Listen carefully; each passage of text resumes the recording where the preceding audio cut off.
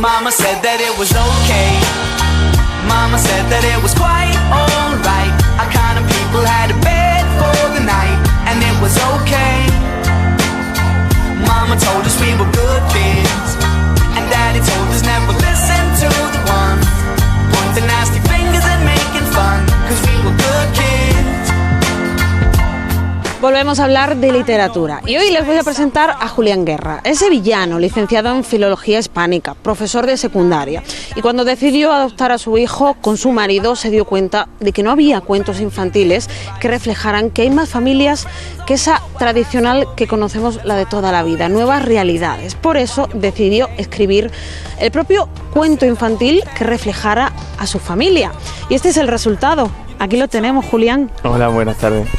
Pues sí, este es el libro, El Martín y la tarta de chocolate, que bueno, pues en el momento en que decidí adoptar me puse en contacto con otra familia y todas se quejaban de eso, de que no había representación en los cuentos que podían leerle a diario a sus hijos en los que aparecieran esos modelos de familia. Y bueno, pues como tenía la larga espera de la adopción por delante, pues decidí dedicar parte de ese tiempo a escribir yo mi propio cuento.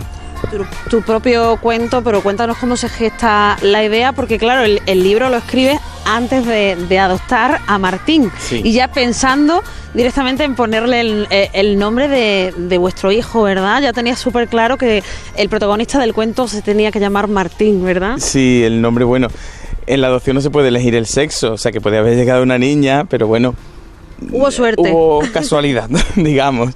Y entonces, bueno, pues al final fue Martín, pero claro, cuando Martín llegó ya su cuento estaba hecho. Lo único que faltaba era editarlo, encontrar editorial para llevarlo a la calle. Cuéntanos la historia de Martín y la tarta de chocolate que vamos a encontrar en este libro maravilloso. Bueno, pues Martín es una historia muy cotidiana porque realmente lo que yo quería darle es mucha realidad. Porque precisamente eso es lo que busco, que el que lea, el niño que lea el cuento entienda que es algo que puede suceder de la misma manera que puede suceder que un niño tenga dos padres.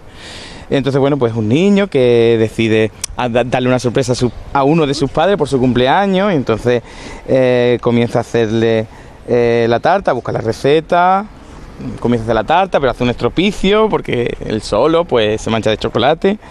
Llega papi. Pues normalmente en los matrimonios homoparentales unos papás y otros papis. Llega papi y bueno, pues decide ayudarle, decirle un secreto especial que hay de cocina, y bueno, con ese secreto hace la tarta, sale muy bien, preparan la sorpresa, se esconden, esta parte le encanta a mi hijo y la sorpresa y llegan, nada, se comen la tarta y descubren el ingrediente secreto, que espero que no se vea en la cámara. Que no se vea, que hay que leerse el libro, claro, para descubrir cuál es el ingrediente de esa tarta secreta. No ¿verdad? Lo puedo decir, pero es uno que está en todas las familias que se precien como familia. ¿Qué ha supuesto sacar a la luz el libro? Porque me imagino que, como contabas tú, tienes la idea de hacer el libro mientras estás esperando para la adopción, buscar editorial. Es toda una odisea. ¿La idea gusta cuando empiezas a presentarla a las editoriales o ha costado? ¿Cómo ha sido el proceso? Bueno, han sido 8 años. 8 lo que años. Ha costado. Porque he ido detrás de una detrás de otra las editoriales, y no lo decían claramente, pero entre líneas se veía que no veían el negocio por ningún lado, porque claro, una editorial al fin y al cabo es una empresa y quiere ver el negocio, y entendía que el público para este tipo de libros era muy reducido porque era solo las familias homoparentales. Lo que no supieron ver, y yo poco a poco me fui dando cuenta también de eso, de que este cuento no estaba hecho solo para los niños que tienen dos padres o dos madres. Este libro deberían tenerlo todos los niños, porque todos tienen que ser conscientes de la diversidad familiar, porque si solo se encorsetan en que hay un solo modelo, el llamado modelo tradicional, que también es discutible, pues lógicamente luego surge la extrañación cuando ven otros modelos, y muchas veces a partir de ahí el rechazo. Por eso es importante que todos los niños conozcan todos los modelos, no solo este, padres separados, monoparentales.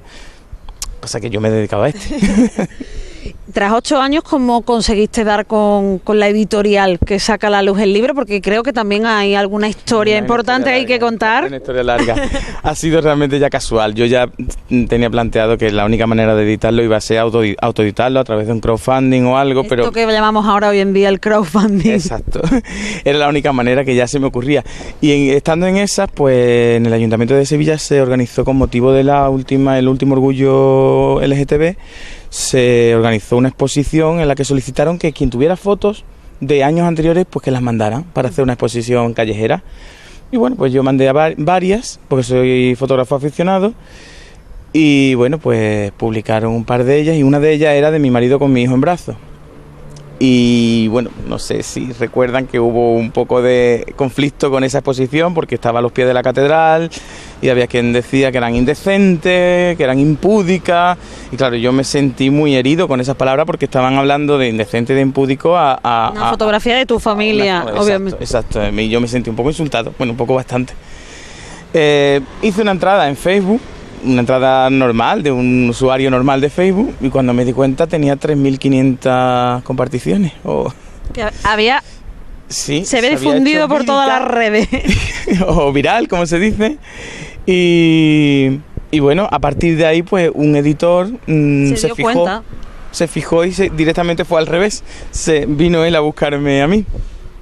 Entonces, casualidad o destino, ¿no? ¿Quién sabe? Sí, yo siempre digo que es un poco la paradoja, ¿no? Realmente tengo mucho que agradecerle a ese sector de la población intolerante, que es el que ha puesto la atención en esa foto, realmente, y gracias a él ha llegado el editor. Me imagino, Julián, que una vez que uno se mete en el tema de la literatura infantil y empieza a buscar que no hay cuentos que reflejen la diversidad enorme que hay, no solo de que un niño tenga 2 padres, que un niño tenga 2 mamás, te pones a indagar en qué hay en el sector. ¿Qué has encontrado? ¿Qué has comentado? Porque me imagino que esto lo habrás comentado con otros padres que estén en la misma situación. Claro. Ahora uno se pone a buscar lectura para sus pequeños y no encuentra esa variedad que debería haber en la literatura. Claro, deberíamos estar todos representados. Para un niño es muy importante sentirse parte de... Y es complicado. En nuestro caso, en familias homoparentales hay poquitos libros. Y de hecho, bueno, de los más conocidos que hay en literatura homoparental es uno que trata sobre 2 pingüinos, un caso real de 2 pingüinos del zoológico de Nueva York que adoptaron un huevo.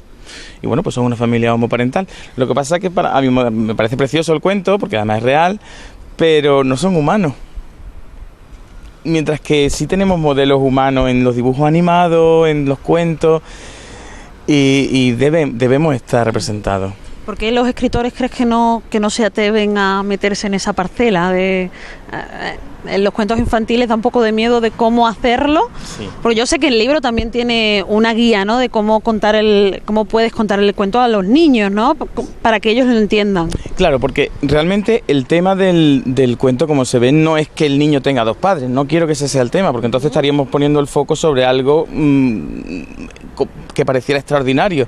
No quiero que sea eso, es un marco, es el hecho de que tenga 2 padres, como cualquier otro cuento. Que es complicado que los escritores lo hagan, sí, por miedo. Yo también soy docente y muchas veces entre los docentes también existe el miedo de tratar este tipo de temas, porque temen las reacciones de los padres. Pero realmente un docente es un profesional que debe saber que tiene que mostrar la realidad, que para eso están esos niños yendo al colegio. Y hay que quitarse esos miedos y saber responder. Como anécdota comento de un compañero también docente que contó este cuento de los pingüinos a unos niños de 6 años y al día siguiente tenía una madre quejándose de por qué se le había contado a su hijo ese cuento, que no lo veía apropiado para la edad. Mi amigo le respondió de la mejor manera que se podía hacer, que fue que estaba completamente de acuerdo con ella, que ese cuento no era para esa edad, no era para 6 años, era para habérselo contado con 3. Nos falta mucho todavía en el tema educativo para la igualdad. Todavía falta muchos peldaños. Muchísimo. Se tiene que adaptar los currículos, se tiene que adaptar los libros de texto. He estado revisando últimamente los libros de texto del colegio de mi hijo y no aparece ni una sola ilustración, ni una sola fotografía familiar en la que el modelo familiar no sea el de padre, madre e hijos. Bueno, esto es quizá también un poquito tu grito de reivindicación, ¿no? Sí. Tu forma de poner ese granito de arena para que las cosas cambien, la sociedad avance y lo haga con las generaciones como la de Martín. Después de Martín y la tarta de chocolate, ¿qué va a venir? ¿Hay más aventuras de Martín? Cuéntame, dime que sí, por favor. Yo lo pretendo. Lo que pasa es que realmente esto no, lógicamente no es un negocio, esto es eso, poner una herramienta a disposición de las familias y de los colegios. Esa es mi idea. Lo que pasa es que, claro, esto requiere una inversión que tengo que, por lo menos, no digo recuperarlo todo, pero bueno, si recupero gran parte, me podría embarcar en otro cuento que ya tengo además en la cabeza. Sí, o sea que ya están los ingredientes por ahí, ¿no? Sí, yo creo que la diversidad tiene que ser tratada, sobre todo la diversidad, de una manera específica como en este caso, o de una manera más amplia. Ya por último, Julián, ¿qué mensaje le daría a los malagueños? Porque presentas hoy en el Centro Andaluz de las Letras este libro, coincidiendo con el Día de las Bibliotecas. Sí. Yo me parece el escenario maravilloso en esta jornada. ¿Qué mensaje le darías a los malagueños que se encuentren tu libro, esta portada tan divertida, tan llamativa de Martín y la tarta de chocolate, cuando se lo encuentren en la librería, para que se paren?